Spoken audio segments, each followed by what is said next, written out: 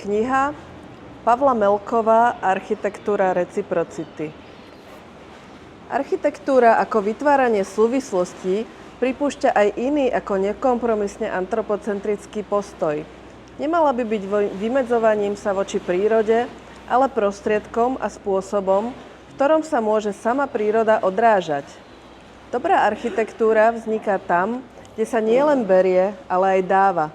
Kde sa dostávajú k slovu pojmy ako radosť, pravda, rešpekt a láska. Áno, aj o tomto sa v knihe dočítate, bez toho, aby bola prázdno ezoterická alebo až naivná. Dá sa vymyslieť v 21. storočí ešte niečo nové na poli odboru teória architektúry? Dajú sa dať teórie do nových vzťahov? Architektka, pedagogička a dlhoročná spolupracovníčka pražského IPR Pavla Melková dokáže v týchto vzťahoch systematicky a logicky upratať. Píše i tvorí spolu s kolegom architektom Miroslavom Cikánom. Publikácia má navyše prepracovaný nielen obsah, ale i formu. Autorom konceptuálnej obálky aj sadzby textovo-obrazového materiálu je renomovaný grafik Robert V. Novák. Texty rozčlenené na 18 druhov recipročných vzťahov sú bohato ilustrované fotografiami nielen vlastných realizácií a reprodukciami umeleckých diel, ktoré prakticky a konkrétne dopovedajú významy načrtnutých pojmov v kontexte odboru architektúry. Vydavateľstvo Kant sa špecializuje na umelecké publikácie, umelecké monografie so zameraním na českú fotografiu, katalógy výstav, umelecké pohľadnice a plagáty, divadelnú literatúru, beletriu a poéziu a takmer každá z kníh v sekcii architektúra kreatívnym spôsobom obohacuje súčasnú umenovedu. Architektúra reciprocity je chvíľkami katalóg ateliéru MCA, chvíľkami reportážov z aktuálneho diania v odboroch kultúrnych štúdií, filozofie i etiky. Premýšľanie o architektúre vo vzťahoch je dôležité aj v kontexte zohľadňovania ďalších foriem života, ktoré do týchto vzťahov vstupujú. Táto kniha rozhodne stojí za pozornosť a prináša veľa inšpirácií, či už pri samotnej tvorbe architektúry a dizajnu, alebo pri jej reflexii. To, čomu sa venujeme, nikdy nestojí mimo určitého špecifického a veľmi konkrétneho kontextu a hlavne vzťahov. Presne tento typ myslenia dokáže veľmi inšpirovať a fascinovať. Práve dynamika vzťahov a života otvára stále nové a nové polia výskumu. Napríklad, keď už prepadáme depresii, že je vlastne všetko vymyslené, navrhnuté a vybádané. Publikácia upozorňuje aj na to, že máme tendenciu chápať stavebníctvo a architektúru ako odbor, ktorý stavia, buduje, pridáva. Pri týchto činnostiach sa však v rámci väčšieho celku deje deštrukcia, vymazávanie, odoberanie či búranie. Recipročné vzťahy sú všade vôkol nás a potrebujeme citlivosť na ich objavovanie. Potom sa môže začať vzrušujúca cesta výskumu, ktorá ďaleko presahuje 160 stránok knihy. S autormi sa dá len súhlasiť, že súčasná architektúra potrebuje prepojenia s okolitým svetom, s myšlienkovým svetom psychológie, sociológie, filozofie. Nemala by sa zaoberať len sama sebou.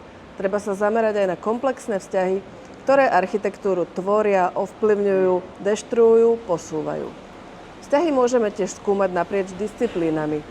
Aj táto kniha, tento konkrétny príspevok k architektonickej reflexii neexistuje ako izolovaný prvok, ale vstupuje aj do vzťahov s generáciami autorov a autoriek, ktorí boli tu a ktorí prídu po nás.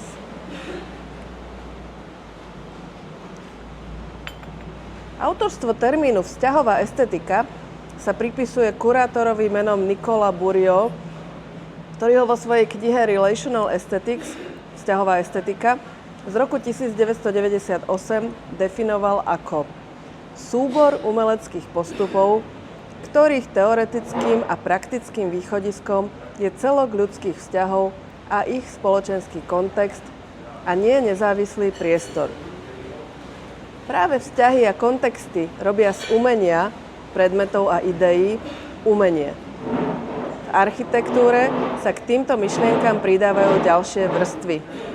Sympatická je myšlienka, že náš svet je nedeliteľne poprepájaný a že mnohé filozofické i psychologické východiská sú kľúčové aj pre oblasť architektúry.